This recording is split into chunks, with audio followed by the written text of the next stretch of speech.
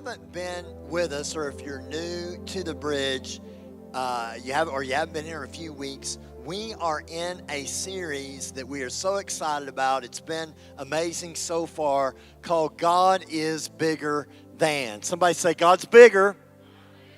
And we've been looking at God is bigger than, and as you can see, we have this giant fill in the blank, because you could literally fill in anything.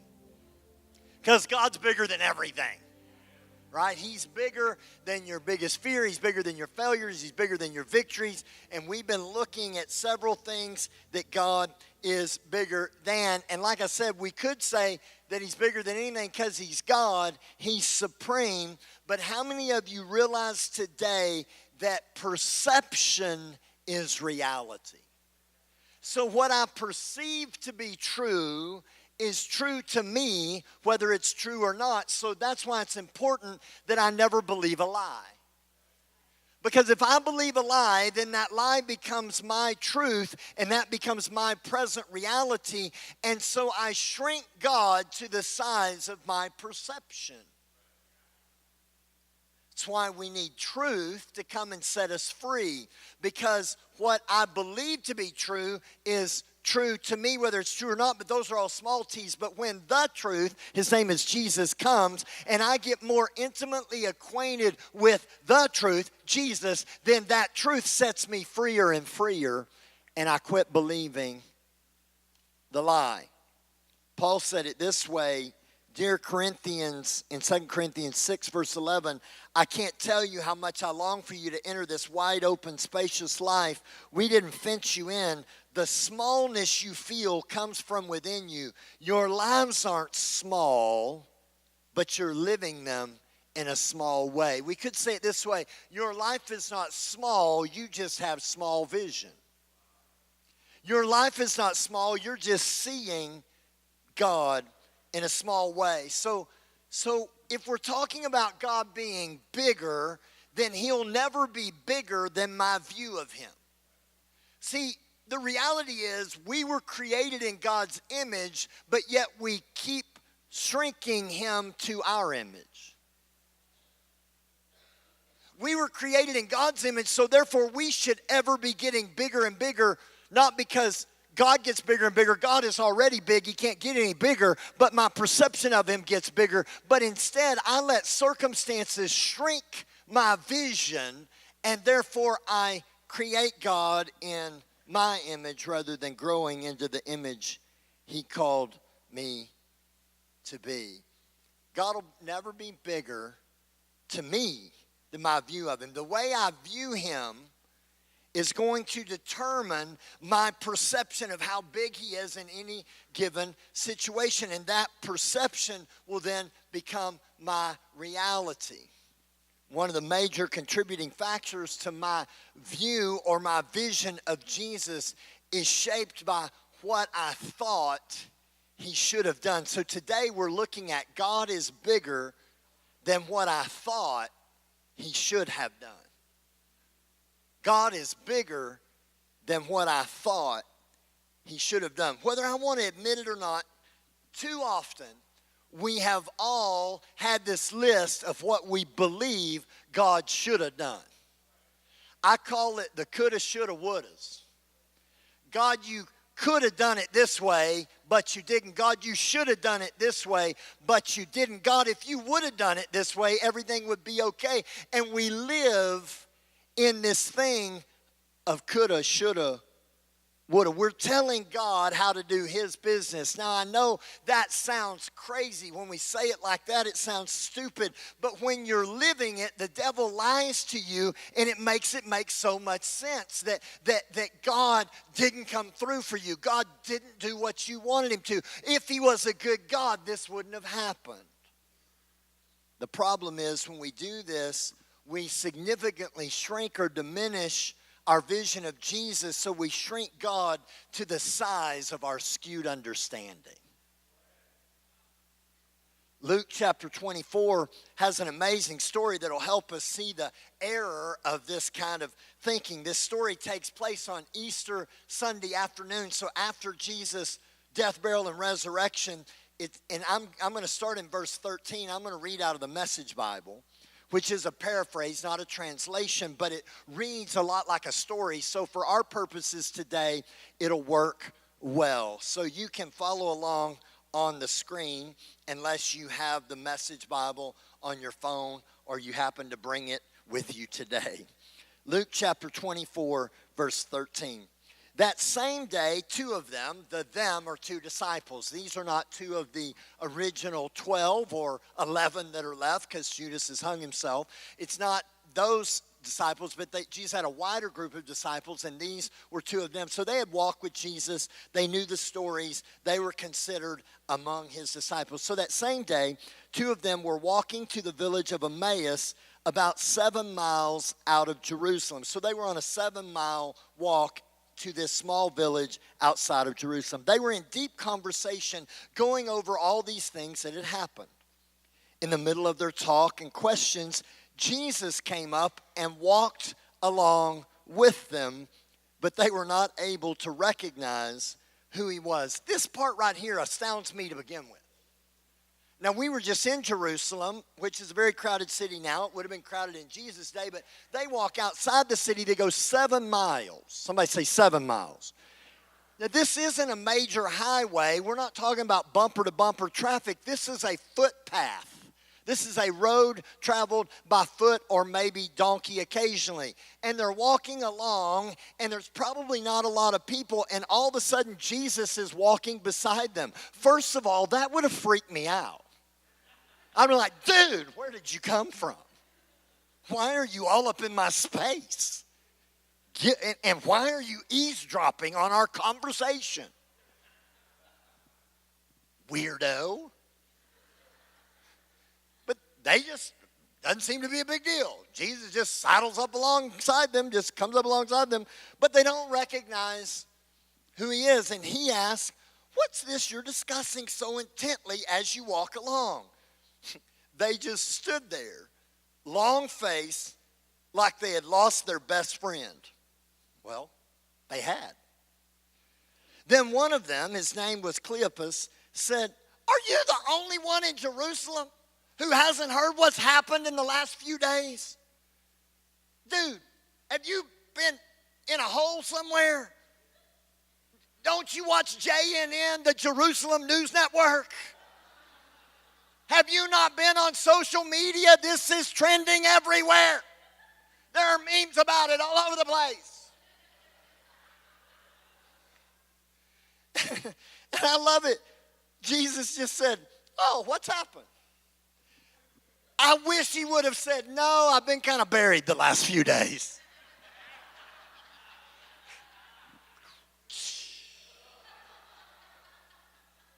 Jesus resisted the dad joke. He said, no, tell me what's happened. And they said, the things that happened to Jesus the Nazarene. He was a man of God, a prophet, dynamic in work and word, blessed by both God and all the people. Then our high priests and leaders betrayed him, got him sentenced to death, and crucified him. We had our hopes up. You ever had your hopes up? They said, we had our hopes up that he was the one. Everybody say the one. What one? The Messiah. These are Jews. And so they're saying, he's the one that's been prophesied about for thousands of years. He's the one who's going to redeem Israel. He's the one.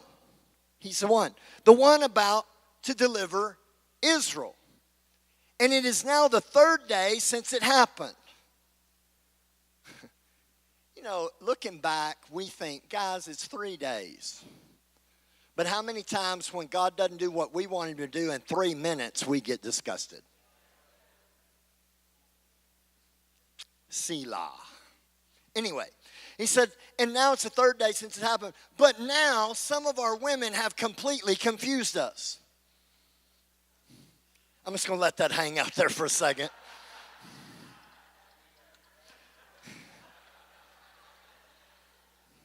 Some of our women have completely confused us.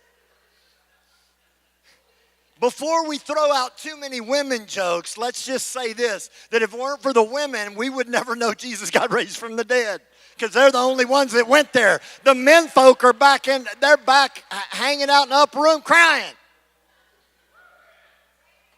Anyway, the women folk have confused us. Early this morning, they went to the tomb and they couldn't find his body. They came back with the story that they had seen a vision of angels who said he was alive. So some of our friends, i.e. men, went off to the tomb to check and find it was empty, just like the women said. But they didn't see Jesus. Remember that phrase. Verse 25, then he said to them, so thick-headed, so slow-hearted. Sometimes I wish I could say things Jesus said. There's just so many times I've been talking to somebody. I'm just having a pastoral moment here. And I just wanted to say, so thick-headed. Anyway, that has nothing to do with my sermon. I just threw that in there. Maybe I'm the only person that's ever wanted to do that. But, he was just raised from the dead and he went to the cross, so I guess he had the right to say it. He said, so thick-headed, so slow-hearted, why can't you simply believe all the prophets said? Don't you see that these things had to happen, that the Messiah had to suffer and only then enter into his glory? Then he started at the beginning with the books of Moses, the Torah, and he went on through all the prophets, pointing out everything in the scriptures that referred to himself. Then they came to the edge of the village where they were headed. He acted as if he were going on, but they pressed him. And here's what happened. So he went in with them, and here's what happened. He sat down at the table with them. Taking the bread, he blessed and broke and gave it to them. And at that moment, open-eyed, wide-eyed, they recognized him, and then he disappeared. And back and forth they talked and said, didn't we feel on fire as he conversed with us on the road and as he opened up the scriptures for us? I love this story. I love it because it's so rich and it's so real, it's so raw and it's so honest. There's so much to learn in this text from this encounter with the resurrected Jesus, but here's our big takeaway today. I want you to get this. If you don't get much else, I want you to see this. Our vision of Jesus can be blurred and thus diminishing his bigness in our eyes. Circumstances can cause our vision of Jesus to get blurred, and it diminishes God's bigness in our eyes. It doesn't make God less big, it makes him less big in our vision. Verse 16 says, Jesus himself came up and walked along with them, but they were kept from recognizing him. Their vision was diminished. It says they were kept from seeing him or recognizing him. If you ask different theologians, some say that God kept them from seeing him. Others say the devil kept them from seeing him. But I believe the text gives us three other things that are possibilities of why their vision was blurred or diminished and shrinking. Jesus began to shrink in their eyes. So I'm going to give them to you quickly, and then we're going to go to lunch because I'm jet lagged and I'm hungry. It's the evening to me already. So first of all, their vision of Jesus was diminished by despair. Was diminished by despair. They just stood there long-faced like they had lost their best friend. Notice the immense sadness these guys feel. The New King James says it this way. It says that their faces were downcast. These guys were devastated. And this devastation was producing despair or hopelessness. And despair was diminishing their vision of how big God really was. When devastating situations come, we have a decision to make. The road forks when a devastating situation comes, and we have to choose to keep seeing how big God is, or let our vision get blurred and diminish how big he is. Some of you may have been at Collide last Sunday night. I saw just a clip of it, and I heard that it was the best Collide we've ever had. And some of you have heard the story about our niece Tabitha, who was 9 months pregnant, 1 week from giving birth to a beautiful baby girl, and she had a tragedy and a series of events where her placenta tore away. The baby ended up being stillborn, and she lost her. Tabitha at that moment had a decision to make. The road forked, and she could either fall into despair and hopelessness, or she could put her eyes on Jesus. And I've been amazed at how this 28-year-old girl decided to say, God, you owe me nothing. And I saw a 2-minute clip of it where she said, I told God, you do not owe me a child. That's faith, ladies and gentlemen. I said, that's faith, ladies and gentlemen. When you come to the point where you realize God owes me nothing, he gave me his life, what more could I ask for? But we somehow live in this entitled world, and forgive me for a few minutes if I just talk to myself and a few other people, because maybe this doesn't apply to you, but I want to live a life that's not so entitled that when things don't work out the way I thought they should have worked out, that I get in despair, but that I look at how big God really is. See, Tabitha chose that God is bigger than this, and I will not let my vision be diminished by this emotion I'm feeling. We had about 47 or 8 of us on this trip to Israel, and one of them was a friend of mine, a pastor from Fort Myers, Florida, named Pastor Denton. And he was on the trip of a lifetime. He was turning 50 while we were on this trip. The day before he turns 50, on his last day being 49, we went to a place called Mount Masada. I had never heard of it. I don't know how I'd heard the name Masada, but I didn't know the story. Don't know how I didn't know the story. Basically, it is the Israeli version of the Alamo. And you ought to study it. It's a great story. But you can either do the wimpy thing and take a cable car up to the top, or you could, like some people did, or you could hike it. You could hike it. And the guide had said that he had done it a couple of weeks ago in 40 minutes. So my goal was to make it in less than 40 minutes. And with everything that was within me, I made it in 39 minutes, hallelujah. So I felt really good about myself. Actually, I was the first one all the way to the top, because some of these other young people quit before they went all the way to the top. So I made it. Perception is reality. And that's my perception. Therefore, it's my reality. And so there were times, I wish I had a running commentary of me going up there. I was praying in tongues as loud as I could. I was prophesying for God to send instead of a ram in the thicket, I needed a rail on the sidewalk. And he provided, hallelujah, and I made it up there. But Pastor Ryan was going to go with us. He's a bit of a hiker, and so he said, are you going? I said, I don't know, are you going? And he said, yeah, I'm going to go. And so he said, I think I'm going to go. And I said, yeah. And then I said, I think I'm going to go. And then Jay said he was going, Pastor Jay. Some of you know Pastor Jay Pike. And so he said he's going. I said, well, if you can do it, I know I can do it, because I'm in better shape than you are. And so we, even though he's 10 years younger than me, anyway, I proved I wasn't, because he beat me. But anyway, so we're making our way up this thing. But Pastor Ryan didn't go. And I said, what happened to Pastor Ryan? He wimped out on us. And they said, well, he's not feeling good. And I said, oh, well, that's too bad. Probably he's just a wimp, but that's okay. And so the next day on his 50th birthday, he's feeling really bad. And so they said, you need to go to the doctor. So they took him to the emergency room in a hospital in Israel.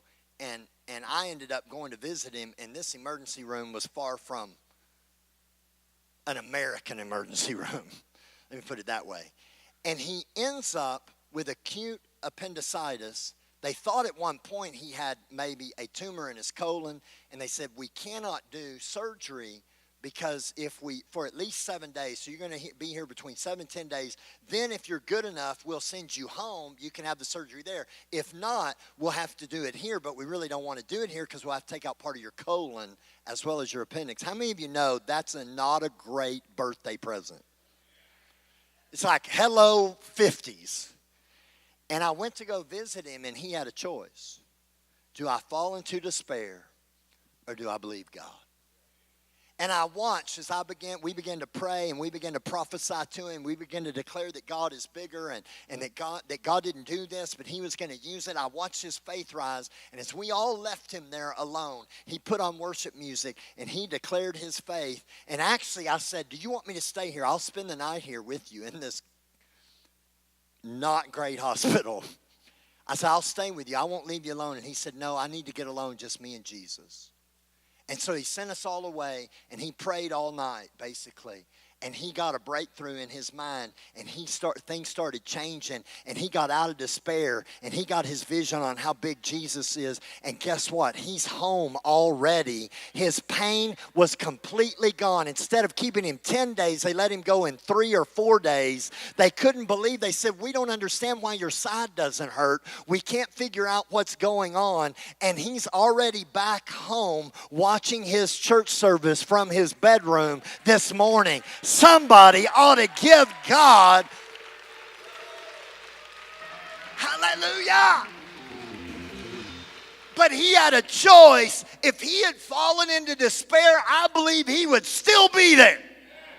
But he chose to get out of despair. And I've come to tell somebody today, God can be so big, but if you fall off into a ditch in despair, then you will stay there. Get stuck. I could go on and on with stories, but these guys were so downcast. Why? Why were they so downcast? Because they had taken their eyes off of Jesus.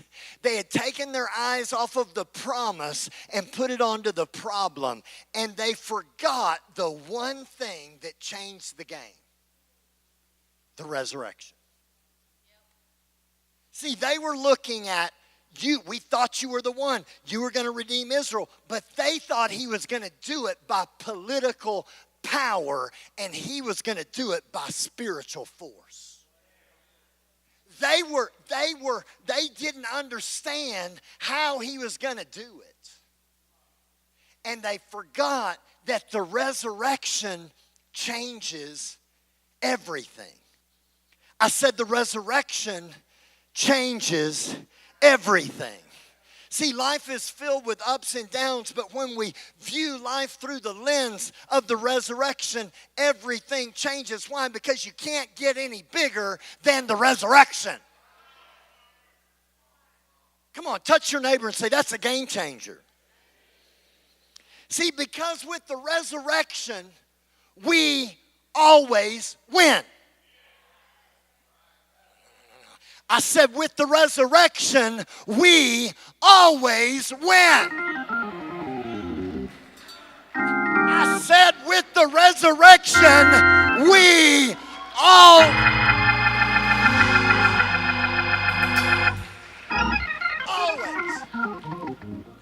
We just went, we were there in Jerusalem. We went to, there's 2 sites they believe could be the Golgotha and the Hill of the Skulls, where Jesus was crucified, and then right there by it where he was buried, and nobody knows for sure, but I'm just going to say the one we went to is really it.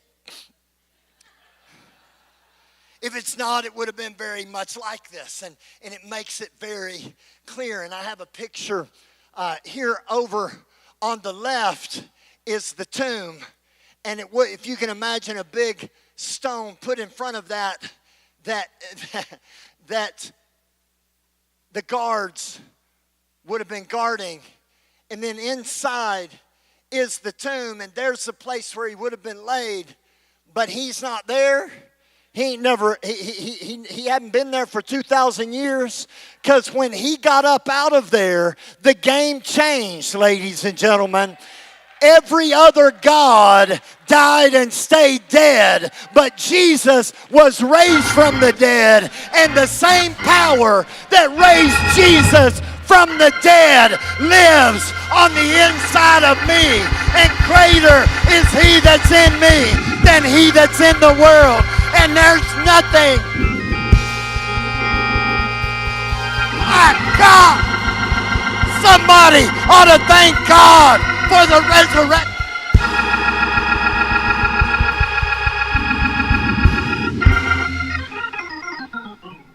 These guys had Jesus right beside them, but they couldn't see him. He's there, and they couldn't see him.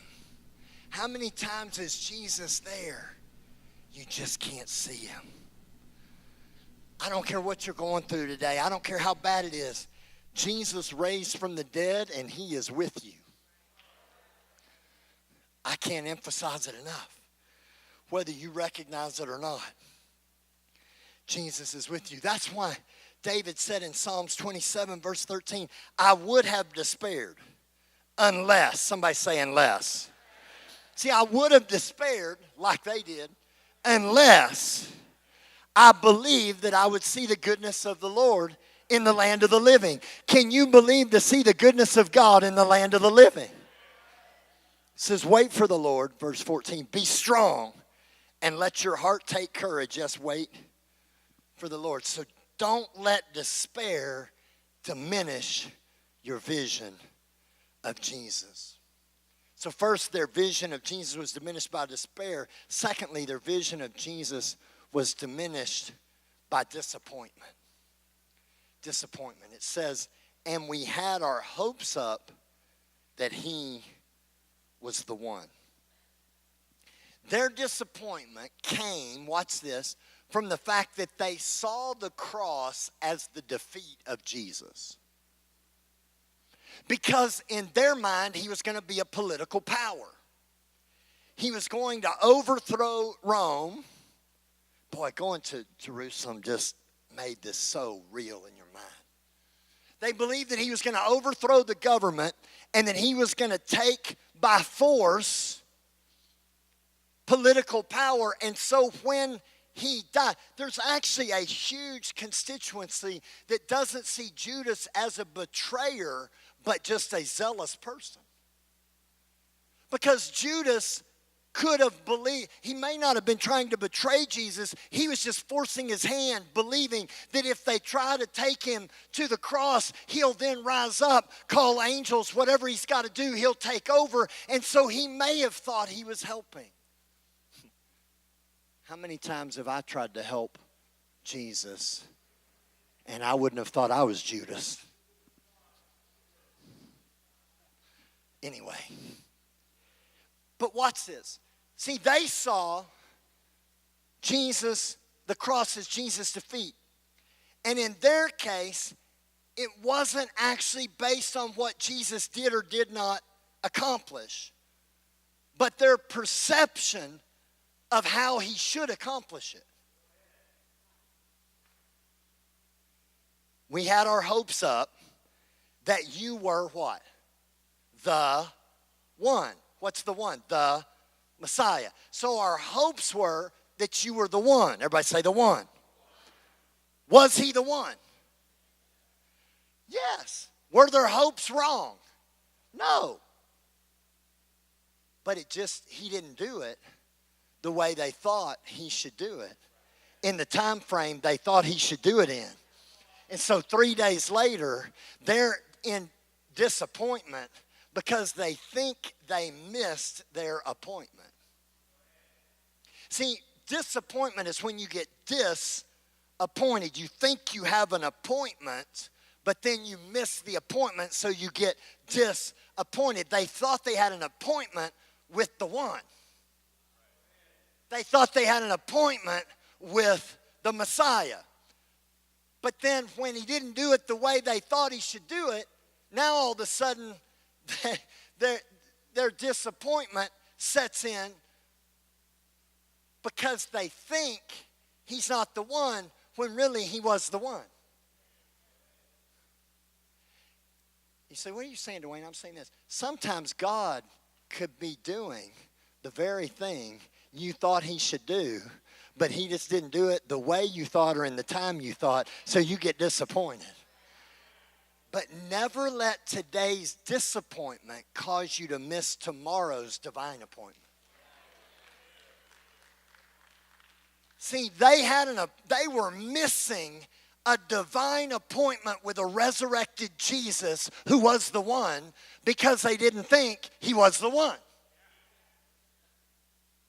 That's going to hit you on Tuesday. Their vision was diminished by their skewed view.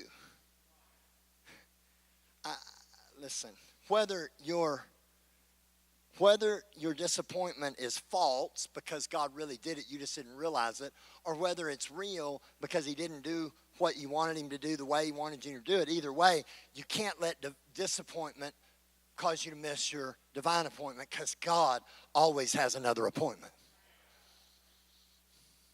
I can't tell you how many times we had disappointments trying to get a building. I can tell you over and over and over. There were times we put in bids, we signed contracts, they said verbally, yes, we'll take it. Then at the last minute, they backed out, said no. Another time we were going to rent a building, and it was going to be a lot of money to rent a building and cost hundreds of thousands to remodel it. And we were just about ready to do it, and I think it was when maybe my eye situation happened, so we had about 6 weeks where we couldn't deal with it. We came back to deal with it. They said, oh, we've rented it to another church, and they're meeting there still. But the rent on that is twice as high as the payment on this. The other buildings that we missed would have cost anywhere from $600,000 to $800,000 more in the initial price, plus probably been another $500,000 more to renovate than this was, and we wouldn't have had as much space nor as much equity in them as we do now. Every time we had an opportunity to get disappointed, but if we had stayed disappointed, we'd have got stuck. But there was a time that came that I was driving down a road that I'd never been down before. Somebody's heard that story once or twice, and I stumbled into a building on Fishtrap Rd with a few people that were about to lose the building, and suddenly we went from nothing to something, and our disappointment turned into a divine appointment, and you're sitting here today because somebody didn't give up. My God, I'm trying to preach to somebody today. Is there anybody in this house? Some of you got disappointed when you didn't get that job you wanted, but God had a better job in mind. Some of you girls waiting on Boaz got disappointed because Boaz didn't show up. But make sure you don't get disappointed by broke ass or drunk ass or cheap ass or dumb ass or poor ass or lying ass or cheating ass while you're waiting on your Boaz. My God, I'm trying to preach.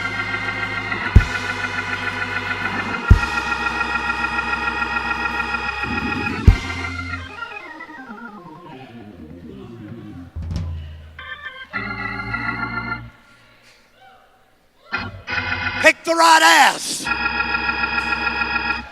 A-Z. I said Z. Z. Z.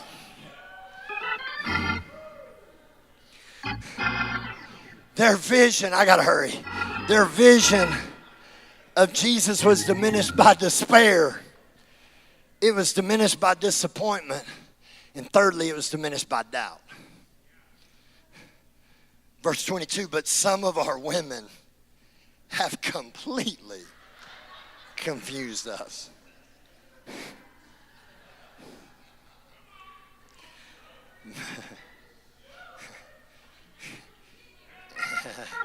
Man, it's getting rowdy up in here. Verse 24, some of our friends went off to the tomb to check and found it empty.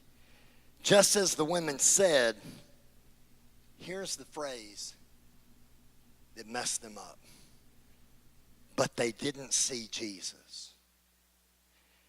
They wanted to believe, but doubt was killing their faith because they couldn't, their vision was diminished. Couldn't see Jesus. Think about this for a minute. Jesus has been raised from the dead. He told them he was going to be raised from the dead. They just forgot that part of the story. Because the resurrection changes everything, right?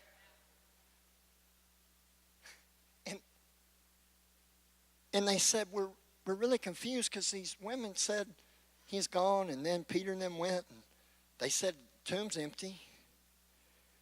But they didn't see Jesus. See, if they had just left their butt out of it.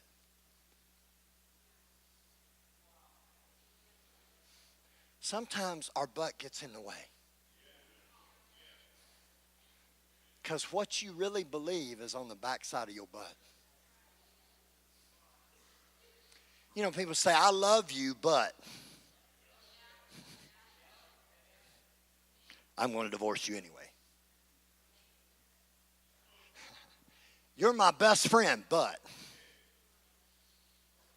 I know God can do this, but. See, you got to flip your butt around. How about in my flesh, I may want a divorce, but I love you. You flip the script and everything changes. So they were focusing that little bit of doubt, but they did not see Jesus. They reveal how they had let their disappointment lead them into doubt and unbelief. And their doubt and unbelief led them to prove they were right in their unbelief. So what are you saying? Isn't it crazy how when I want to believe something, I'll find a way to believe it?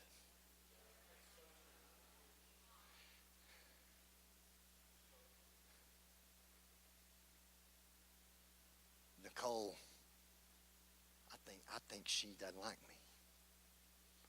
So next week I come to church. Well, you know what? She walked right past me and never said a word. Week 2, yeah, how dare her. Week 2, I said hello to her because I'm a bigger person than she is.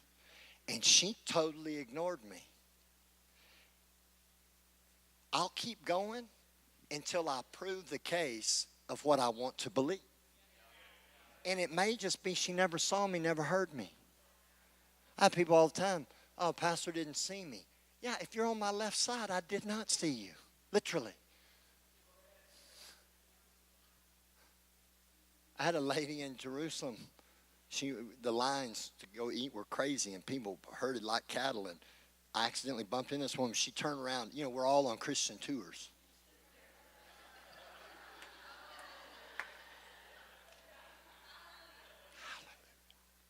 And she starts yelling at me. And I said, oh, I'm sorry. I'm blind in my left eye. I didn't see you. But will you please forgive me? And she just walked off. Oh, yeah, sorry. See, they built a case to believe what they wanted to believe because doubt kills faith.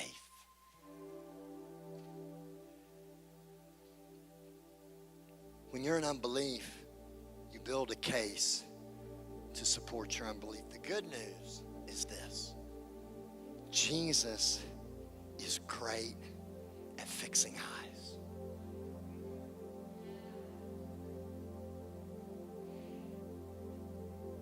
There's this thing that happens to our eyes. You can get cataracts. And there's a laser surgery that'll take it away. But cataracts is a film that comes over the lens of your eye. And it blurs your vision. It comes from one of 3 ways. Let me read these to you quickly. This is amazing to me.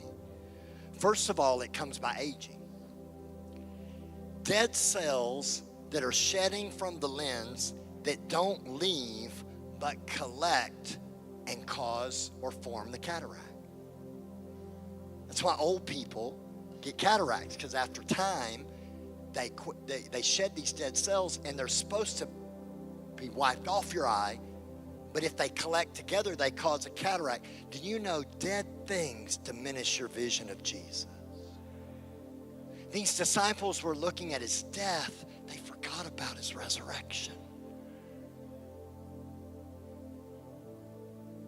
Some of you have let dead things cover your vision and diminish your sight. The second thing is glaucoma, which is elevated pressure in the eye over time. And glaucoma, when it's there for a long time, it'll cause a cataract and you have to have it removed. That's why they're always watching the pressure. Sometimes the pressure of life causes you to have spiritual glaucoma in your vision of Jesus. And the pressure needs to be relieved. I put drops in my eye to keep the glaucoma out of my left eye, keep the pressure down and keep it right so the eye will stay healthy. Sometimes you just need some oil of the Spirit, some spiritual eye drops to go in and take the pressure down from what you've been seeing. And thirdly, a trauma can cause a cataract. You know, this is one of the only reasons children get cataracts is because of a traumatic event. How many times do traumatic events cause our vision of Jesus to be blurred and diminished, and we forget how big he really is? See, because of the vision in my left eye, I can't see how big people are. I just see blurry dots.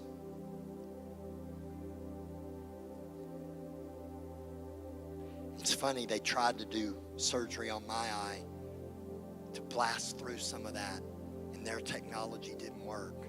But Dr. Jesus has a surgery that works every time. What did he do with these guys? He shows up and their diminished vision of Jesus gets corrected. How? By the Word. The Scripture, the Word of God is that laser. It says, and then he started, verse 27 at the beginning, with the books of Moses and went through all the prophets and pointing out everything in the Scriptures that referred to him. Jesus was using the Word like a laser to get them out of doubt and despair and disappointment and back into faith. They were disillusioned because they had forgot the one scenario that made this all okay, and that's the resurrection. Jesus didn't prove his resurrection by revealing himself naturally. He proved his resurrection by going back to finding himself in the Word. Why? Why didn't he just say, I'm him? I'm the one? Because he knew he was fixing to leave. And he knew they were going to face worse things than the cross, because they would face their own crosses. And many of them would be martyred. So he had to show them something that would stay with them. Although he was going to be with them, they wouldn't see him naturally. So he wanted to show it to them in the Word spiritually, and it all came alive to them. But then their eyes still weren't open. It amazes me. And so they said, he was going to go on, and they said, come to our house. And he went to their house, and he sat at the table. Some of you remember our series, At the Table, and he broke the bread. And in that relational context, he started a connect group. And right there, it says their eyes were opened, and then he disappeared. That blows my mind, Leonard. They finally see him. Now he's gone. Why? Because once they could see him in the Word, they didn't need to see him in the natural anymore. Because there would never be another natural circumstance that could diminish him once their vision of Jesus was big as the Word and the promise of God. They would never have to go back. And then they said something that changed history. They said, didn't our hearts, Josh, they said, didn't your heart burn when he talked about the Scriptures? I say that day they started a federation. I call it the Federation of the Burning Hearts. And then those disciples Thomas was burned at the stake, and James was thrown from a temple, and you go through all of them and Peter was hung on a cross upside down because he didn't want to be hung the same way as his Lord, and it went through all throughout history. And you read in Hebrews where it says some were sawn in two, and some were thrown to lions, and some received their children not back from the dead again, and it said of whom the world was not worthy. But once their eyes got corrected, their hearts began to burn. And that burning would not allow them to stay. So then it says something crazy. It says they immediately got up and went back to Jerusalem. They had just walked 7 miles all day. It was nighttime. It was late. They tried to tell Jesus Jesus was going to go, and they said, there's nowhere to go. It's late. The day is done. It's finished. Everything's over. Come stay with us. But in the middle of the night, now they can see in the night. No, you didn't catch that. They couldn't see Jesus in the daytime. But once they got into the Word and their vision got corrected, they could see Him in the nighttime. And they went back to Jerusalem because their hearts were burning to tell the story. Ladies and gentlemen, Bridge family, when God corrects your vision and your heart begins to burn, it doesn't just change what you see. It doesn't just change how you think. It changes the direction you're headed. And if your vision of Jesus doesn't cause you to have a late night turnaround, you're not seeing Him big enough. They went back to Jerusalem where they were doubting, where they were disappointed, where they were in despair. And they told everyone, we have seen Him. He is bigger. Guys, let me ask you today. Has your vision of Jesus diminished because of what you thought He should have done? Have you let what you perceive to be failure on God's part cause disappointment or despair or doubt to creep in? Can you right now take your eyes off of that and let Dr. Jesus do eye surgery on you? Can you stand to your feet and lift your eyes above the disappointment, the despair, the discouragement, the doubt of yesterday? And can you see the resurrected Jesus? And can you see that He has no rival, that He has no equal, that there is nothing that can stop Him, that He is bigger than what you thought He should have done? Even though come on, anybody in this place, that even though He didn't do it when or how or the way you thought He should have, you know that He's bigger, and His resurrection changes everything. Somebody just begin to worship.